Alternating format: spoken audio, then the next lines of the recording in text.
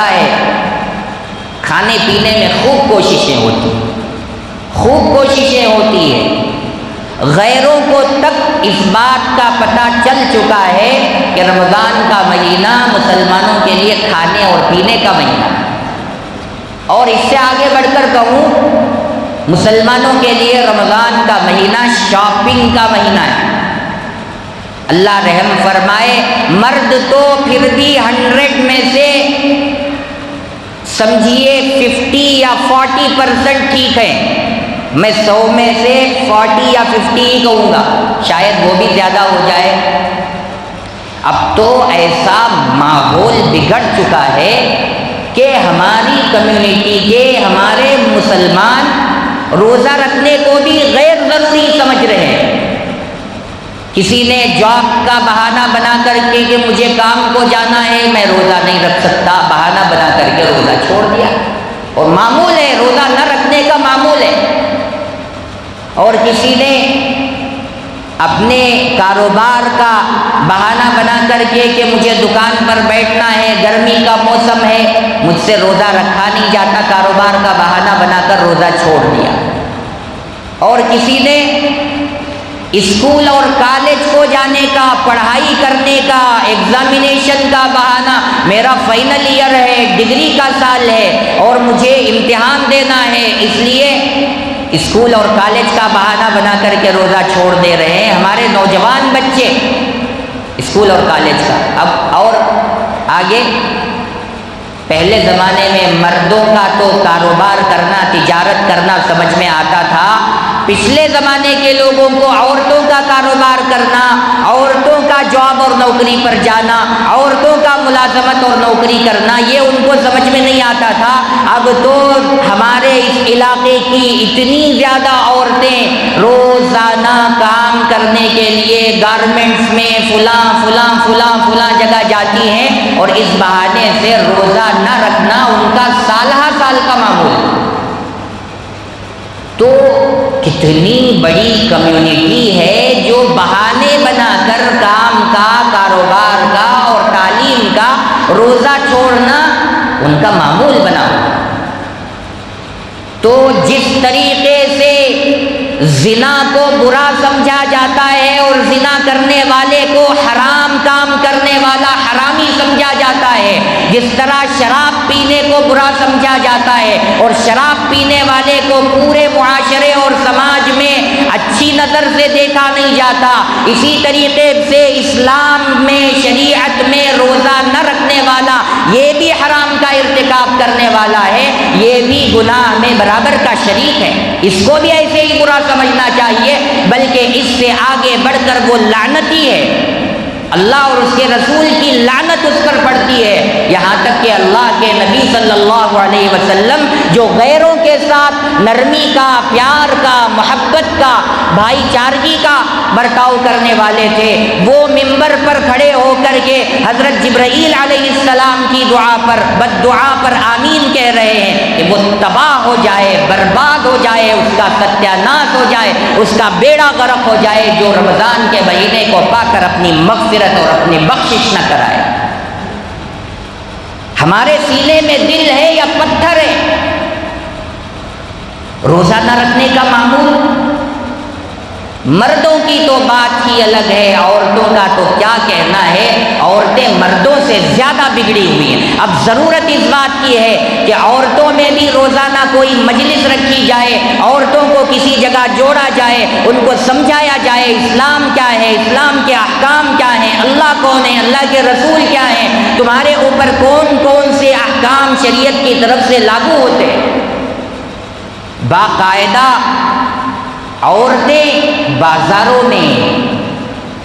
گلی کوچوں میں، سڑکوں میں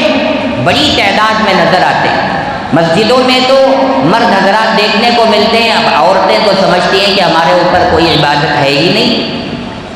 تو چلے گئے شیواجی نگر، چلے گئے تلک نگر، چلے گئے فریزر ٹاؤن، چلے گئے گوری پالیہ، جہاں جہاں شاپنگ کے دکان لگ گئے اور کپڑوں کی دکانیں لگ گئیں، جوتے اور چپل کی دکانیں لگ گئیں، پتہ چل گیا وہاں عورتوں کو جانے کا معمول ہو جاتا ہے۔ اپنے لیے خرید لیا پھر بھی پیٹ نہیں بھرا، اپنی بیٹیوں کو فون کر کے داماد کے گھر سے بلاتی ہیں کہ آؤ فلاں جگہ بہت اچھے کپڑے مل رہے ہیں وہاں دلاؤں، پھر اپنی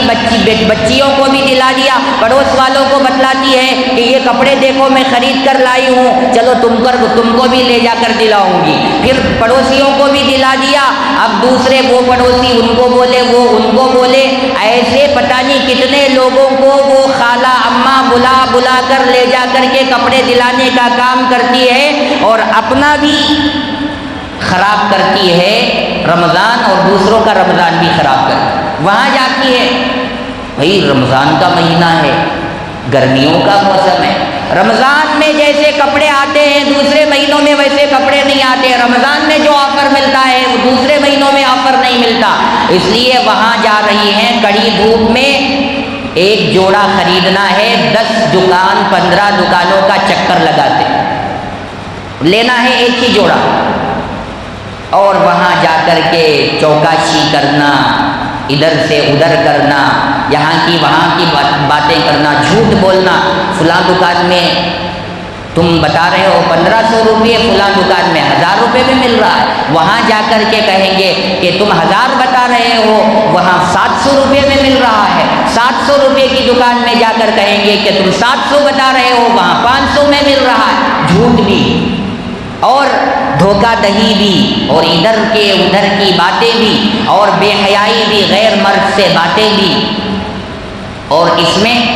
اب جانے کے بہانے سے روزہ بھی نہیں، کون اتنی گرمی میں روزہ رکھے گا، وہاں جا کر نقاب اٹھا کر کے کھلے سڑک میں شربت پیے گی، کھانا کھائیں گی، دوسری کھانے پینے کی چیزیں خریدیں گی، کتنا زیادہ ماحول ہم نے اپنا بگاڑ رکھا ہے، اور اس میں مرد برابر کے مجرم ہیں، کیسے گوارا کر لیا انہوں نے اللہ کی کھلی نافرمانی کو، کیسے گوارا کر لیا انہوں نے اپنے آپ کو مرد بنانے کے بجائے سارا کنٹرول عورت کے قبضے میں دے دیا، اور اسے مرد کا درجہ دے دیا کہ اب تم خرید کر لاؤ، بچوں کے کپڑے بھی وہی خریدے گی، اپنے کپڑے بھی وہی خریدے گی، یہاں تک کہ شوہروں کے کپڑے بھی وہی خریدے گی، شرم آنی چاہیے،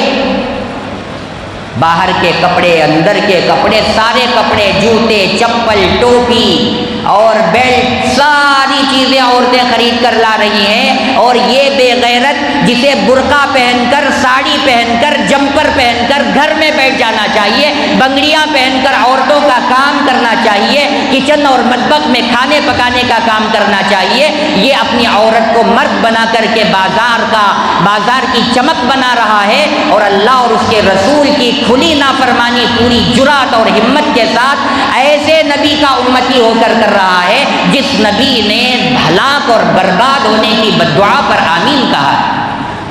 ہم کس طرح راضی ہو گئے اتنی بڑی بددعا پر، اپنی بیوی کو اس کا مستحق بنا رہے، اپنے بچوں کو اس کا مستحق بنا رہے، میری بیوی روزہ نہیں رکھ رہی ہے مجھے کوئی فکر نہیں، میرے بچے روزہ نہیں رکھ رہے مجھے کوئی فکر نہیں، میری بیوی نماز نہیں پڑھ رہی ہے مجھے کوئی فکر نہیں، میرے بچے نماز نہیں پڑھ رہے مجھے کوئی فکر نہیں، میری بیوی فلم دیکھ رہی ہے، ٹی وی دیکھ رہی ہے، میرے بچے فلم دیکھ رہے ہیں، ٹی وی دیکھ رہے ہیں، مجھے کوئی فکر نہیں۔ پہلے تو ہوتا تھا کہ رمضان کا مہینہ آیا، ٹی وی پر برقع لگا دیا، پردہ ڈال دیا، پورے رمضان میں کسی کو کھولنے کی ہمت نہیں، بچے بھی اگر کارٹون چلانے کی نیت سے کھولتے تو بچوں کو تھپڑ مار کے بٹھا دیتے کہ رمضان کا مہینہ ہے اس میں ٹی وی نہیں چلانا۔ اب کیا ہو گیا، 25% مسلمانوں کے گھروں میں ٹی ویاں ہیں،